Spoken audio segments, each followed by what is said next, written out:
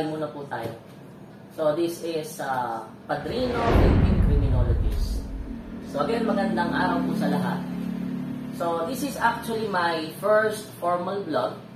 So, dito po sa aking YouTube channel na Padrino Vaping Criminologist. So, this is the former Trailblazer Criminology Vlogs. So, naging inactive po ako dun sa aking page. Actually, nag-post lang ako ng ilang content tapos pinabayaan ko na. So, last week po, na-revisit ko yung aking Trailblazer Criminology Vlogs at na-overwhelmed po ako kasi napakaraming mga positive comments and requests na mag-upload ako ng mga bagong content.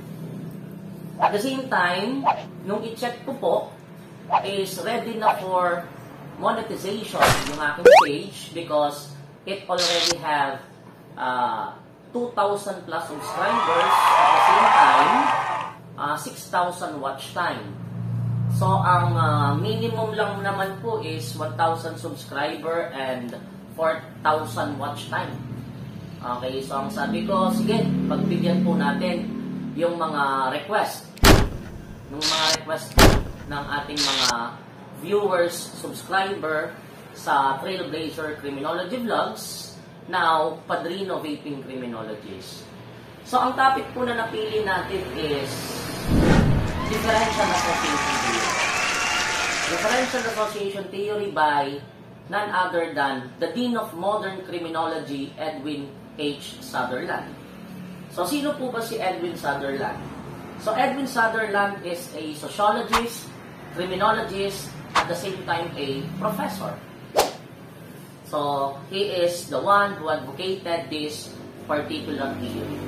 So, ano po ba ang focus ng Differential Association Theory? So, ang focus po ng Differential Association Theory is crime causation. Ano daw po yung dahilan kung bakit yung mga tao is nagko-commit ng krimen? According to Edwin Sutherland, Differential Association Theory is a learning theory. So, ibig sabihin po, ang criminality is natututunan. Paano daw po?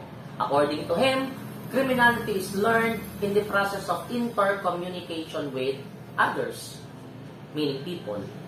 So, familiar po siguro tayo dun sa napaka-famous na quotation at ang sabi niya, "Tell me who your friends are and I'll tell you who you are." So, same din po yung pinipunto ng Differential Association Theory. Kung sino yung mga nakakasalamuha mo, kung sino yung mga nakakasama mo, sila ay magiging ikaw. So, it's all about social learning. It's all about learning the motives, learning the techniques, learning the attitude, and learning the motives of criminal behavior. So, ano po ang goal ng Differential Association Theory? Ang goal ng Differential Association Theory is to surround. That is to surround criminals with non-criminals. Anong ibig sabihin po nun?